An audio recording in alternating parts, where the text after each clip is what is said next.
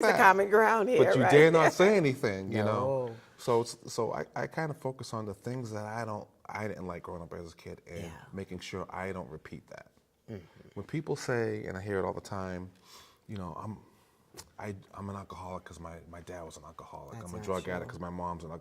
drug addict. It's a I'm crutch. 50 years old and I never drank alcohol and I never did drugs, and I grew up in that household. That era.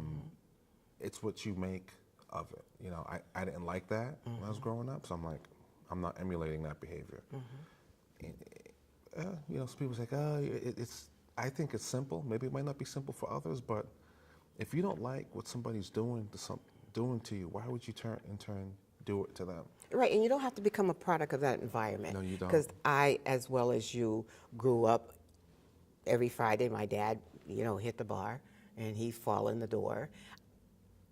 But that was his life, and it's interesting because now I think about it and I wonder how much was it on post-stress disease, you know, Well, yeah. because he was in the Korean War, his buddy fell on him, died in the foxhole, and I remember I used to see my dad just kicking at night. He'd be drunk and falling on the floor, just, you know, kicking, and now I realize that was that post-traumatic stress. Yeah, that know? post-traumatic stress syndrome is real, Yes, it especially is. for our servicemen.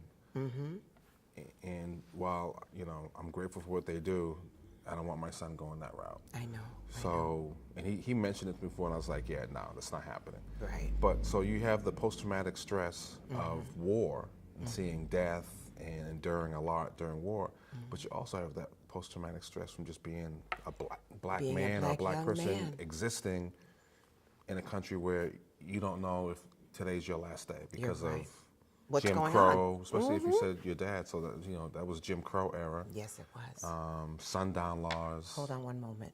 I got to take a 30-second. I'll be back in a moment with this wonderful, wonderful conversation with Mr. Robert Jones. I love this man already. We just kind of get deep into the conversation. So hang tight. Don't turn that dial. Stay put. I'll be right back. So I know it's... Is the camera off? Yeah. All right, I get one of my young men texting me right now, and I bet you he's like, can I come over? Oh, bring him.